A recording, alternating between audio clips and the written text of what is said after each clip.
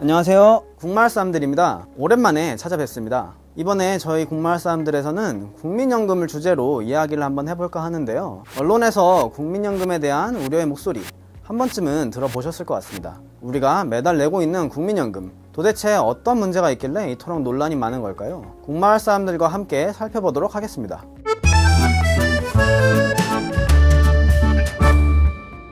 먼저 국민연금의 기금 소진 시기가 점점 앞당겨지고 있다는 사실 알고 계셨습니까? 현행 제도가 유지된다면 2040년에 적립기금이 1755조 원으로 정점을 기록하고 불과 15년 후인 2055년에는 기금이 모두 소진되어 버린다고 합니다. 기금이 모두 소진되면 부가 방식으로 전환됩니다. 이는 기금 소진 시점에 가입자의 보험료로만 수급자에게 줄 돈을 모두 충당해야 한다는 걸 뜻합니다. 5차 재정 추계에 따르면 2060년에는 보험료가 30%로 인상되어야 한다고 하는데요. 올해 초등학교 3학년인 2015년생은 45살이 되는 해에 월급의 30%를 보험료로 납부해야 하는 거죠. 이런 높은 수준의 보험료를 미래 세대가 지속적으로 감당할 수 있을까요? 국민연금법에 따르면 보건복지부 장관은 국민연금의 재정 건전성을 관리해야 하며 2003년부터 매 5년마다 국민연금 재정 계산을 해야 합니다. 2003년에 1차, 2008년에 2차,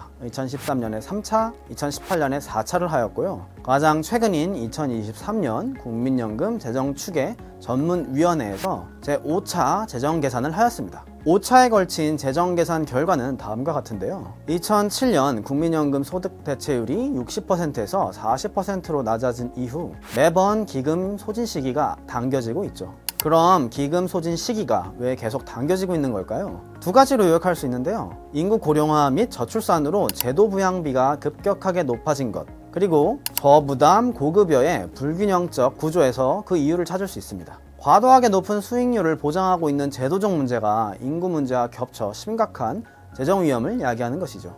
재정 계산도 미래 상황을 예측하는 것이기에 미래를 어떻게 가정하느냐에 따라 달라지는데요. 당연히 내는 사람이 많아지고 연금을 타가는 사람이 줄어들면 소진 시점이 지연되겠죠. 반면 내는 사람은 줄어들고 연금을 타가는 사람이 많아지면 어떻게 될까요? 현재처럼 기금 소진이 당겨지는 거죠. 재정 계산을 구성하는 여러 과정들 중 출산율을 한번 볼까요? 2018년에 4차 재정 계산에서는 2020년 출산율을 1.24명, 2030년 1.32명, 2040년 이후에는 1.38명을 가정하였습니다. 반면 이번 축에서는 2020년 0.84명, 2030년 0.96명, 2040년 1.19명을 가정하여 출산율 감소를 반영하였죠. 물론 이 수치도 많은 분들한테는 장밋빛처럼 보일지 모르겠습니다. 출산율이 지금 0.7인데 2030년에는 거의 1.0 수준으로 오히려 반등한다는 것이 다소 설득력이 떨어질 수 있죠. 그래도 통계청 공식 추계를 기반으로 재정 추계를 해야 하고 아무 가정을 가져다가 쓸 수는 없을 것 같습니다. 그렇다면 국민연금 기금이 소진된다면 연금을 우리는 받지 못할까요? 이 부분이 많이 궁금하실 것 같습니다. 다행히 그건 아닙니다. 국민연금은 국가가 운영하는 사회보험이라 보장된 연금은 지급이 됩니다. 근데 사실 이 부분이 법적으로는 좀 불분명한 면이 없지 않아 있습니다. 국민연금법 3조의 2 국가의 책무에서는 국가는 이 법에 따른 연금급여가 안정적, 지속적으로 지급되도록 필요한 시책을 수립, 시행하여야 한다라고 적혀 있습니다. 그런데 이 문구는 국가가 애를 써야 한다는 뜻이지 법적으로 지급을 보장한다고 해석하기는 어렵다는 의견이 있어요. 특히 기금이 동이 나면 구체적으로 어떻게 지급할 것인지도 명시되어 있지 않고요. 법으로도 뚜렷하게 명시되어 있지 않은데 기금이 소진되면 어떻게 연금을 준다는 걸까요? 공적 연금을 운영하는 방식은 크게 두 가지가 있습니다. 그중 우리나라 국민연금이 현재 채택하고 있는 방식은 보험료를 적립하는 적립식인데요. 쉽게 얘기해서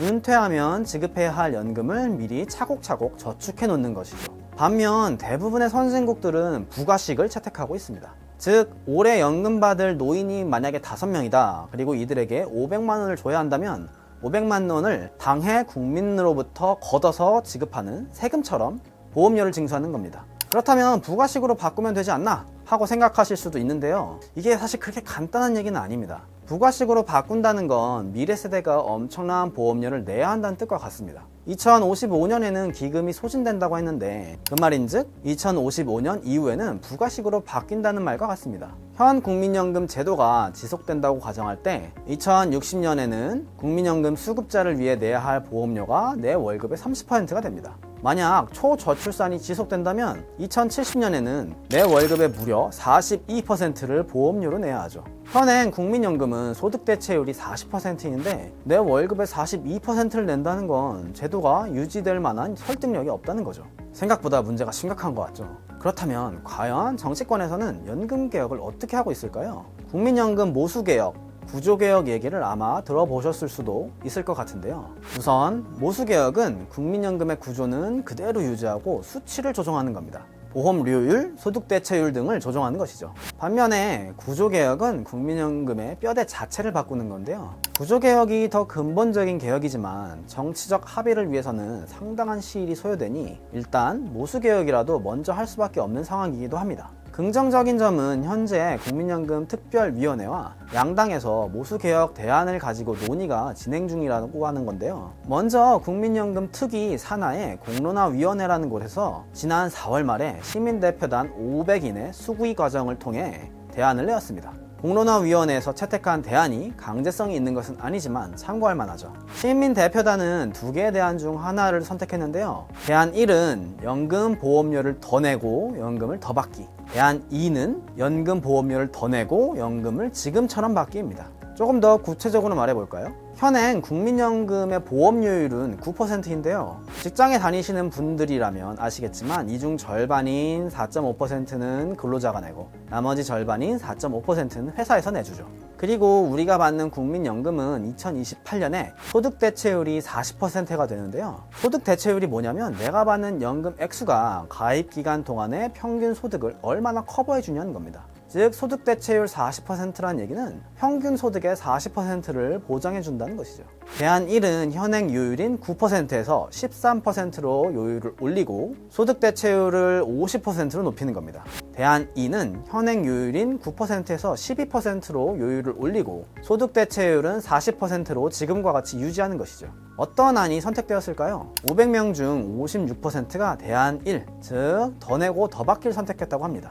국민의힘과 민주당은 보험료율을 9%에서 13%로 올리는 것에는 일부 이견은 있지만 대체로 동의하는 분위기인데요. 소득 대체율에 대해서는 아직 합의를 이루지 못했습니다. 민주당은 소득 대체율 45%, 국민의힘은 구조개혁이 수반된다는 조건 하에 소득 대체율 43%를 주장하고 있죠. 공론화위원회의 대안 1인 소득 대체율 50%랑 대안 2인 40%는 10%포인트나 차이가 납니다. 그런데 양당이 주장하는 소득대체율 45%와 43%는 그게 그거 같아 보이죠. 근데 사실 대안 1과 대안 2도 자세히 보면 연금 소진 시점은 큰 차이가 없습니다. 먼저 대안 1과 대안 2를 볼까요? 많이 내고 더 많이 받아가는 대안 1과 많이 내고 똑같이 받아가는 대안 2이지만 국민연금의 기금 소진 시점은 대안 1이 2061년, 대안 2는 2062년으로 1년밖에 차이가 나지 않습니다. 5차 재정계산에서 2055년을 소진 시점으로 추계했는데 그래봐야 연금 소진 시점을 5에서 6년 정도밖에 연장시키지 못하죠. 근데 물론 이에 대한 비판도 있습니다. 대안 1과 대안 2가 소진 시점은 비슷할 수는 있어도 재정 적자는 상당한 차이가 있습니다.